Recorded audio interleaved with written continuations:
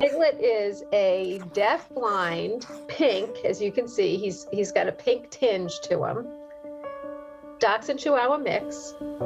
So Vinny is 5 years old. He's a rough-coated collie, and he was born both blind and deaf. He is what's considered a double merle.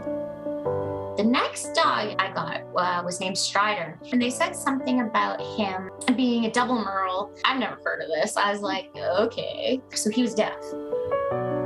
He's deaf and blind as a result of double merle, double dapple breeding. These dogs usually weren't allowed to live. They were like the dirty secret. Maybe you get a little extra satisfaction from saving something that a lot of people really want to euthanize. If a breeder had one, nobody ever knew because they were, disposed of rather quickly after birth. Same with my dog, Piglet. I know people would have brought this dog in, and there are a lot of veterinarians that would have just put him to sleep, because what kind of quality of life can a deaf and blind dog have?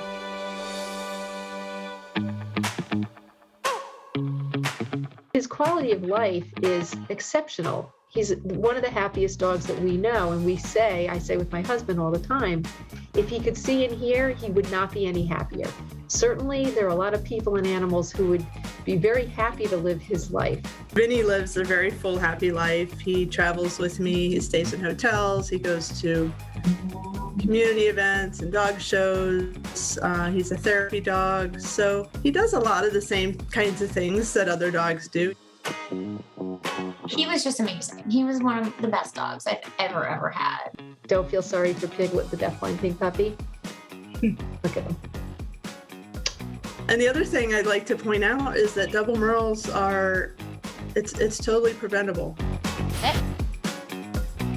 If you're born with these differences, they don't know any different. According to them, they're functioning exactly how they're supposed to. He has fans all around the world. How many dogs get to have that? And a lot of people say, well, I don't know why, what's so special about him? Why do so many people love him? Well, look at him.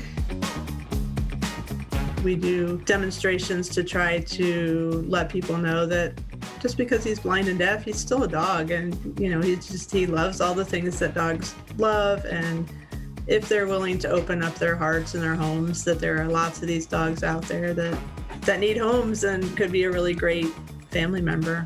He uses what he has, and that is the lesson. And I look at him, I think, where he came from, that he could reach this many people, and with this kind of positivity, there's nothing like it, really.